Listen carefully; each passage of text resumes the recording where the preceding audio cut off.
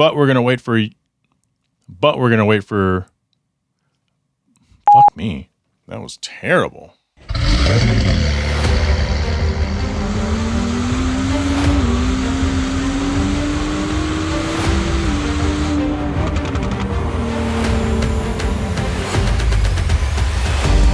This is Hard Parking, brought to you by Right Honda and Right Toyota out of Scottsdale, Arizona.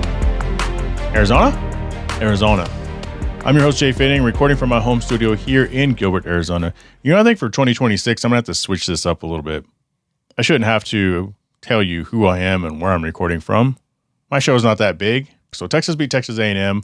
Those of you who love sports understand that it's kind of a big brother, little brother thing. I won't get too much into it, but it was a big deal for Texas. Unfortunately, the season didn't go like I wanted it to go. Also, Michigan could not beat Ohio State this time. What this really means is Q will be back on the show very soon. I kind of want to wait until the college football committee selects the playoff teams.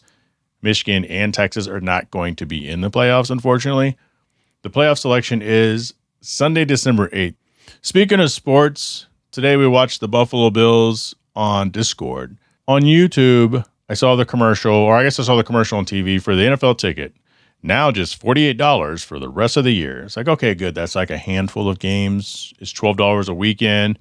I guess there's only 4 weeks left in the NFL season.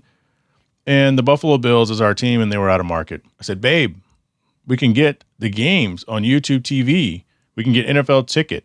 Now, you can get NFL ticket. You don't have to have YouTube TV. So we signed up for NFL ticket on my YouTube account, and the game was blacked out. So wait a minute. The Bills versus the Steelers in Pittsburgh, and the game is blacked out in Phoenix. So when I was growing up, blackout meant that your team that you were in the area of, they didn't sell enough tickets, and they want to penalize the local audience for not going to the game, so the game is blacked out. Man, blackout is not the same in 2025 as it was in 1994. So YouTube TV is a freaking, okay, I guess I can't blame YouTube TV. The NFL ticket without a YouTube TV subscription is bullshit. Anyway, I get some thoughts about Thanksgiving coming up after this word from Arcus Foundry. So quick story for you. A listener lost a big job, missed the call, never saw the DM, probably because he was listening to this podcast. It happens, and it's fixable. Running a business shouldn't mean juggling a dozen apps and missing opportunities. SparkForge helps you reply faster, capture more leads, and get more reviews, all without adding hours to your day.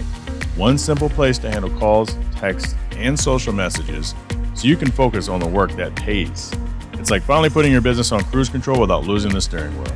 One login, one platform, all under your control. Consolidate your tech in one place to save time, money, and headache. The future is here, and it's powered by SparkForge AI from our friends at Arcus Foundry.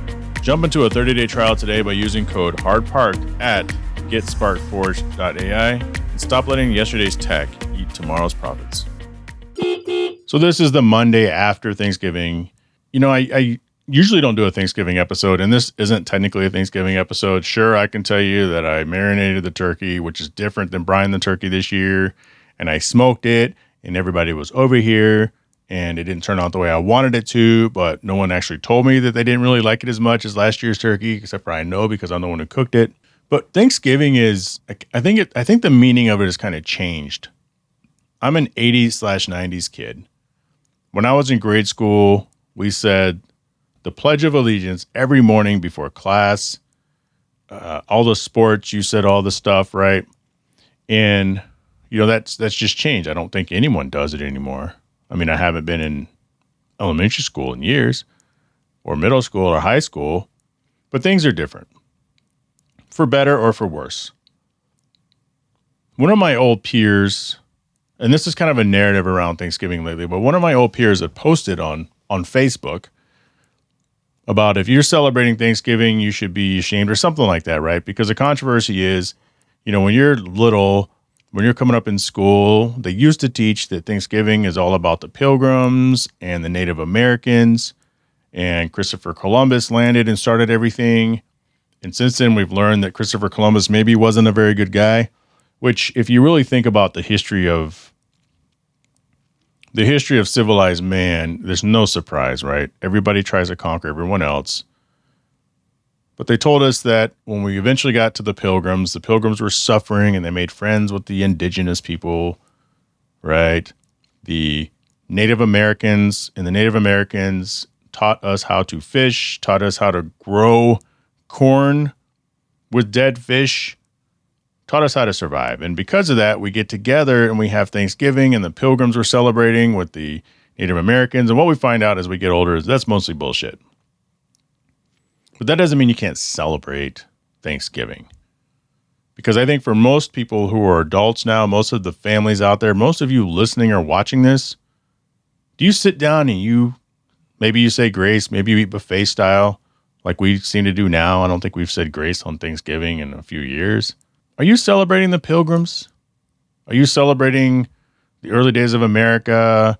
And are you thankful because Christopher Columbus discovered America and the pilgrims and the Native Americans sat down at a table and had this great feast? Or are you celebrating family? I mean, Friendsgiving is a thing, right? Are you celebrating family and friends? And at the end of the day, regardless of how Thanksgiving started, I mean, there's so many terms and there's so many things that have a completely different meaning now than they did when they were originally produced or created. Produced, created. I think you know where I'm going with that. Sometimes my words are not so good. But Thanksgiving is not about that anymore. Maybe originally it was, but it's about being thankful for what you have now, the people around you now. You know, I was listening to Wes's episode about Thanksgiving the other day, and he was talking about things in his life, 3 things that he's thankful for that molded who he is today. Unfortunately, my name didn't make the list. Thank you very much, Wes Tankersley. You're off my list. No Christmas cards for you. No annual gift for you for supporting this show. No, but all things being said, in seriousness, it's about what you are thankful for in your life or what got you to the place you are now. No one cares about the pilgrims and the Indians anymore. This weekend during Thanksgiving, you know, the time that we celebrate family and friends and things we're thankful for, and not really the pilgrims anymore, unless you're in 4th grade. If that's what they're teaching 4th graders, I have no idea because I'm not there. But I took my car to the auto show in a sense, right? And this is the Phoenix Auto Show. Man, auto shows are so different now. When I was a kid, my dad would take my brother and I to the Dallas Auto Show. And it was this big thing. Like that was my first introduction, like real introduction to cars, really, honestly. And then you like cars. You don't know really the difference between a Porsche and a Lamborghini or a Ferrari, you just like cars. I remember getting into a Ford Probe. This was like at this point, I think I was in high school. For sure in the 90s. And it was a cool car, but you get to go to the auto show and it's all the manufacturers. Like, what does Cadillac have out? What's Ford have out? What's Chevy have out? What's Honda have out? There was no Acura yet. I guess there was. It was definitely Acura. Anyway, so we go to the car show and it was different. It took up the whole convention center. And now, at least here in Arizona, this is actually my first time going to the car show. It's small. I was talking to Ravi Tormelin, friend of the show, of We Don't Lift Racing, Southwest Speed Festival coming up at the end of January, by the way. I'll be there. I'll be on the mic, being the commentator, believe it or not. But he had a booth, and so I took my car down there and I left it there, and I just picked it up today on Sunday. And I had friends that were sending me pictures of my car there, which is cool. The auto show used to be special.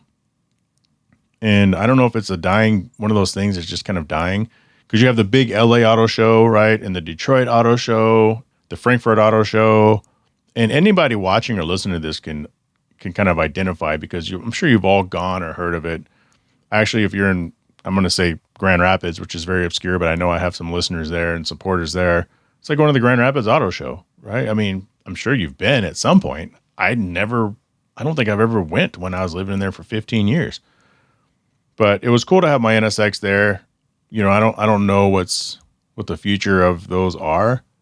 People just in the world of social media and constant media coverage, you can go anywhere and see the same content. So, man, I would hate to be an organizer of an event like that. That's probably, you know, I wouldn't be surprised if that went away. But according to Ravi, it's actually a lot bigger now than it was a few years ago, I guess. After COVID obviously destroyed everything. So we'll see what happens next year. Maybe I'll go. I mean, I went this year to pick my car up, and I was able to walk around, and I was there for an hour and a half at the most, and I was able to see anything and everything I wanted to because it was one of the halls in the Phoenix Convention Center, which is, they have a North Hall, a South Hall, or whatever, East Hall, whatever, multiple buildings, but it was just in one part. Kind of sad. Also went to Hope for the Homeless, which I've been there before. It's my third time going to Hope for the Homeless. So what this is, it's a local monthly car show. So they have prizes. You can win best whatever. And I went with a friend of mine, Jim Jangles, which we're trying to get on the show. He hasn't been on the show yet, but I met up with him and a few other Hondas. Took the Z because the NSX was at the auto show. And that was a cool event. The thing that's good about that event is, like, I live in a world, obviously, of imports. And imports being not just Japanese cars, European cars, Italian cars. The American, as we call USDM, United States Domestic Market, the American cars, hot rods, they usually go to things like Hope for the Homeless, which is at a church in Ahwatukee. And Hope for the Homeless is obviously a charity. And it's a cool event. It's cool to go and see because you see 90% of USDM vehicles there, at least 90%, and then a few imports kind of sprinkled in. But it's always a great show. The reaction to my Honda Z was awesome. I didn't win anything, but that's okay. I would have kind of felt bad if I won Best Asian. It's one of those shows where there's 500 different categories, but one for imports, and it's Best Asian car. I think a Toyota Supra won Best Asian, but mine was so unique. But I haven't washed my car. I washed my car like once in the almost 2 years. I guess 18 months, 19 months, 20 months that I've owned the car. And so I would have kind of felt guilty if I won, but I didn't win. I also attended on Saturday. I attended the warehouse event. I talked about it last week at the last episode. And that was the Code R event where they have all the GTRs. If you haven't, for some reason, listened to or watched last week's episode with Jake Johnson, that was kind of in the spirit of Code R. Unfortunately, he didn't take any of his GTRs to that event, but that event was full of some really, really, really awesome cars. The premiere showing, of course, being Larry Chen's immaculate blue R34. If you don't know who Larry Chen is, that's okay. He might one day be a future guest of this podcast. I did get some one-on-one time with him, and then of course Rebecca talked me up a little bit because she's awesome, and I'm going to try to help him get an NSX, a right-hand drive. He's a big right-hand drive guy. But for those of you, I'll give you a quick overview of Larry Chen. Larry Chen is, I think, one of the few automotive photographers of the current era that has truly made it. And what I mean by that is he got really popular with his really unique angles of race cars, and he's known for having like this big hat. And now he's grown his YouTube channel significantly. He travels around the world and interviews people. He actually interviewed the great Peter Cunningham that we've talked about on this podcast multiple times.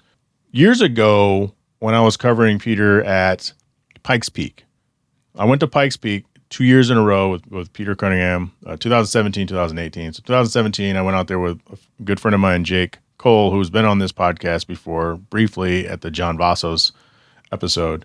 That was a totally awesome experience, but I was there to do media for Peter, and I wrote the articles for the club magazine and everything. But so I spent all weekend with them, or all week with them in preparation for the big event. The big event is you go up the mountain once, and you practice for weeks in advance before you get your one shot to go up the mountain. It's a time trial, essentially. Those of you who don't know what time trial is, it is basically timing you from point A to point B. That is a time trial.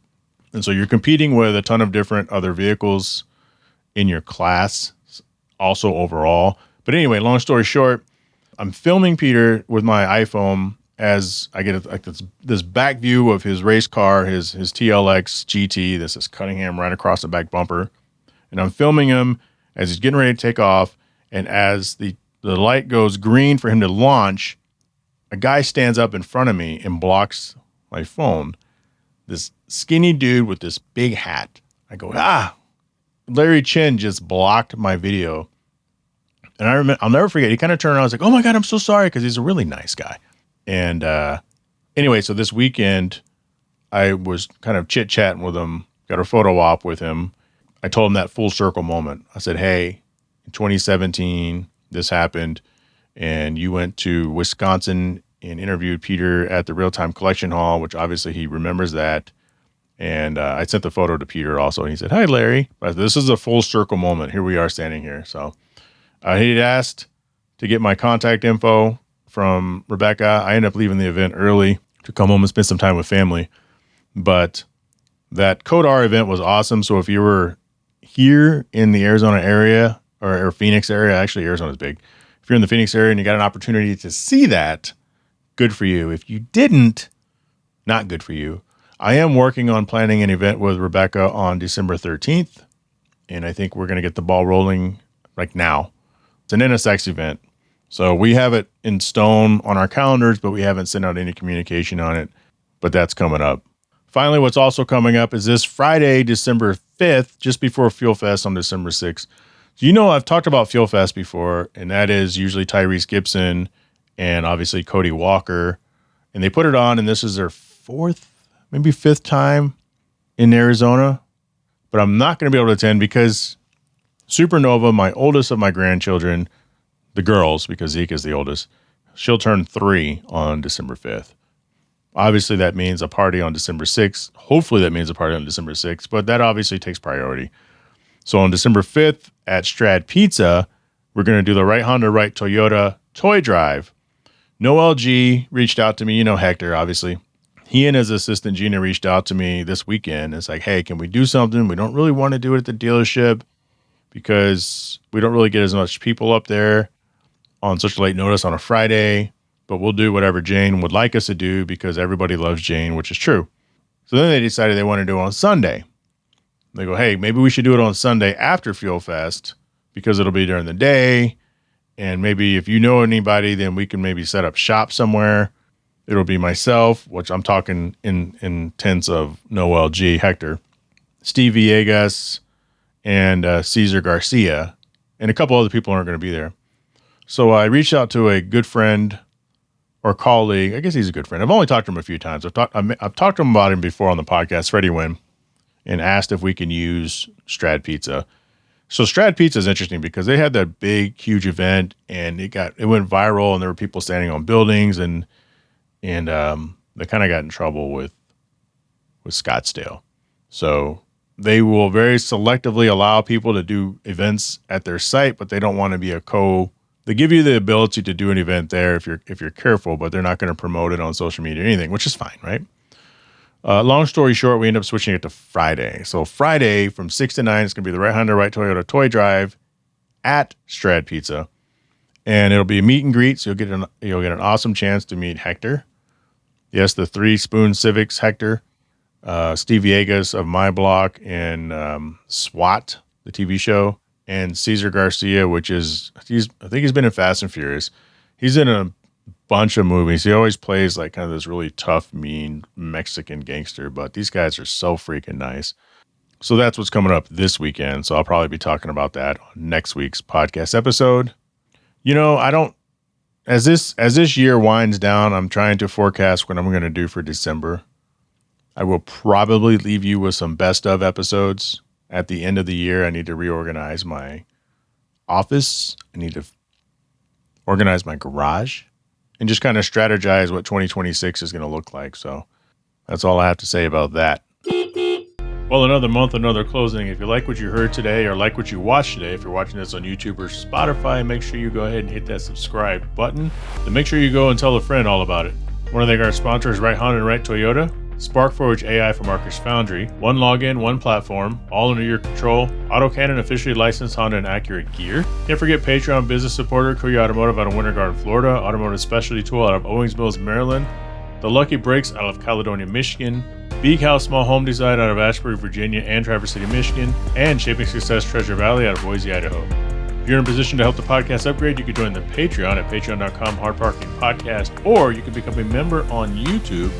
There's a buy me a coffee option there. If you want to support the show, if you get value, if this is one of your favorite shows to watch, why not support it? Special thanks to Mark Stoneman, Catherine Cox, Eddie Ramos, Richard Graves, Byron Jones, Bo Jung, Alice Comina, Drew Bunkley, and Dre Mullins. Questions, comments, and concerns, leave a comment below or email the show info@hardparking. Follow the show on Instagram at HorrorParkingPod. And make sure you're subscribed to this YouTube channel if you're watching on YouTube. And I will see you guys next week. Now it's stripping time. Ain't nobody got time for that. Shut up!